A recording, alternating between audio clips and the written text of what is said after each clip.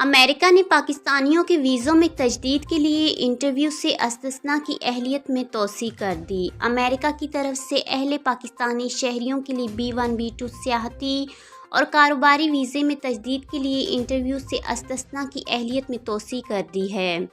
امریکی سفارتخانہ اسلام آباد اور قونصل جنرل کراچی نے طلباء تبادلے کے زائرین F اور J ویزا اور عارضی ملازمین HLOP اور C ویزا کے لیے استثناء کی اہلیت میں توسیع کا اعلان کیا ہے۔ امریکی سفارتخانہ اسلام آباد کی طرف سے اپنے ٹویٹر اکاؤنٹ کے ذریعے بتایا گیا ہے کہ ایسی خواتین جو ویزا کے اجرا کے وقت غیر شادی شدہ تھیں مگر بعد میں ان کی شادی ہوگی اور انہوں نے شادی کے بعد اپنا نام تبدیل کر لیا، انہیں انٹرویو سے استثناء حاصل نہیں ہوگا۔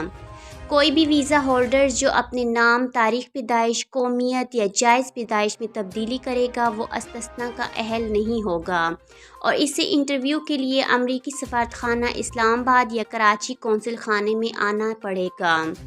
ایسے تمام پاکستانی شہری خواہ وہ کسی بھی عمر کے ہوں جن کا B1 B2 ویزا ابھی باقی ہے یا اس کی مدت ختم ہونے میں 48 ماہ سے زیادہ عرصہ نہیں گزرا، وہ اس استثناء سے فائدہ اٹھا سکتے ہیں۔ اس سے قبل یہ سہولت صرف 45 سال سے زائد عمر کے لوگوں کے لیے میسر تھی۔ آج کے خبرنامے میں بس اتنا ہی۔ اپنا اور اپنے پیاروں کا بہت سارا خیال رکھیے گا۔ مجھے دیجیے اجازت۔ اللہ حافظ۔